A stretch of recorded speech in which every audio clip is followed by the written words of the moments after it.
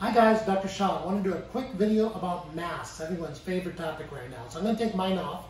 This is actually a surgical mask. This is what I wear pretty much every day when I'm in the operating room. And the CDC just recently recommended that people start wearing masks. And they said some recent research showed that this might help prevent transmission of the disease. Well, I can tell you this is not recent research. This knowledge has been around forever. I think initially they were trying to avoid everyone going out there and hoarding these masks so that healthcare providers would have them. However, now the current recommendations by the CDC, and what most countries have been doing for a while anyway, is having all of their citizens wear masks in public as much as possible. So there are different kinds of masks, so let's talk about them and figure out which one is going to be the best for you. So, of course, we all know about the cloth mask. This is one that you see on Amazon. You see a lot of people wearing makeshift ones of these, whether they be bandanas or taking other pieces of cloth, and there are all sorts of videos online how to sew some of these. These are probably the worst out of all the masks, but they're okay. They're better than nothing. Number one, because this virus, as we know, the COVID virus, is being spread through respiratory droplets. The less droplets that you're putting out there to other people and the less that you're getting into your mouth, the better. So the cloth masks are going to be pretty much going to prevent larger droplets like a cough or a sneeze. Number one, from expelling from you as much as 6 feet away or even more, 6 to 8 feet away. But secondly, if someone coughs or sneezes around you, less of those droplets will get into your mouth. Very important, still very helpful, especially when you're out and about. We know that just coughing and sneezing, even like when you're at the grocery store or on packages, etc., those can probably last 2 to 3 days on some types of surfaces like steel, metal, even boxes. So the less respiratory droplets out there getting all over everything when you have the virus, the better. So cloth masks are more for protecting others than protecting you, but they're better than nothing. Then you have what I was just wearing a minute ago, a surgical mask. Now, this is what I wear in surgery every day, and this is mainly to protect the patient that I'm operating on from getting my respiratory droplets into the surgical area, which can cause an infection, of course. So we wear these. These are meant to be disposable, but they are thicker, and they do prevent 95% of bacterial transmission through the mask. Bacteria, which are much bigger than viruses, I said. So, but then they may also protect from some viruses, but they definitely protect very well from respiratory droplets. The problem with these masks is they're not fitted. You can see you put them on, they're really loose. There's a big hole in the top, big holes on the side, and even though you kind of like fit it to your face, it's still, if you sneeze or cough, there's still going to be respiratory droplets coming out all over this thing. It's better than nothing. Like I said, it'll prevent some droplet excursion from your body, but not a lot. Still, if you have access to these and your local hospitals that need you to donate them, these are probably better than just wearing a simple cloth mask. Now, the best mask out there, one of the best, is going to be this N95 respirator mask. And this is a really special mask because, number one, they're controlled by the FDA. Number two, the N95 means they're tested that they block 95% of all particulate matter. So this is going to block a lot more, both coming in and coming out.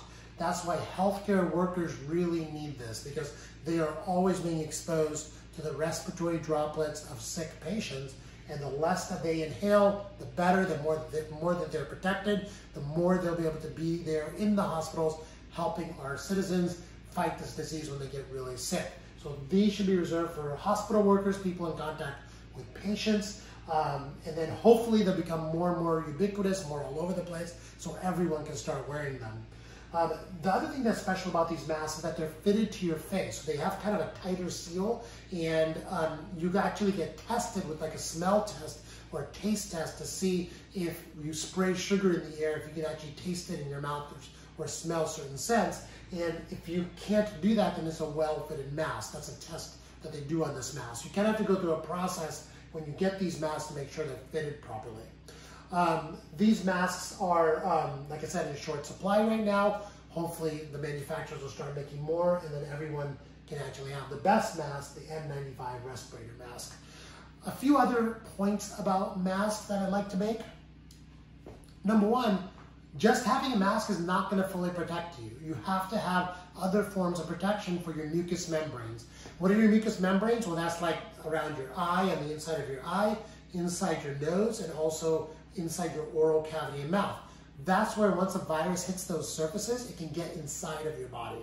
So you have to protect your eyes. So wearing nice big sunglasses or even eye protective gear. You see a lot of people in hospitals wearing eye protection and full face shields. Really important if you're out and about to wear some sort of eye protection. Secondly, just wearing a mask over your mouth is only solving half the problem. You have to wear it over your nose and your mouth. Thirdly, you're also going to get droplets on your clothes, right? So if you're walking around, someone coughs or sneezes, those can land on your clothes. And if you touch your clothes or if you touch a surface with a droplet and then you touch your face, it's going to be a problem. You're going to get the virus inside of you. So really making sure that you keep your clothes, your hands washed, everything as clean as possible. What we're doing in my family is once you go out and you come back, you change your clothes and you put them in the wash immediately. Of course, wash your hands to 20 seconds, to happy birthdays, whatever you have that you like to sing. And make sure you're washing your hands really, really well so you're not getting these droplets on your hands and then transmitting them to your face, because we all tend to do all sorts of facial touches just inadvertently. It's just habit.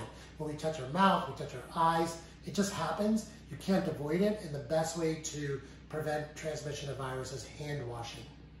Secondly, even though you're wearing a mask doesn't mean you can get together and with a bunch of friends with masks on and have a party. You have to keep your social distance. Remember, I said mask is only protecting you from breathing in these virus particles, but it's not protecting other mucous membranes, it's not protecting you from getting it over your clothes, etc. And these things are tiny, they're going to be all over the place. It's almost impossible, virtually impossible, to rid yourself of all virus unless you get in the shower and take a bath and fully protect all your mucous membranes. And thirdly, it's really important to know how to put your mask on and off without contaminating yourself. So you want to wash your hands before you put on a mask and as you take it off. You have to assume this mask has viral particles all over it. So if you're just touching your mask and it's been collecting viral particles all day, you're going to get on your hands and then on your face. Always wash your hands. So those are a few tips about masks. If you have any more questions, feel free to ask in the comments below or reach out to me at my Instagram page through direct message. Thanks for joining.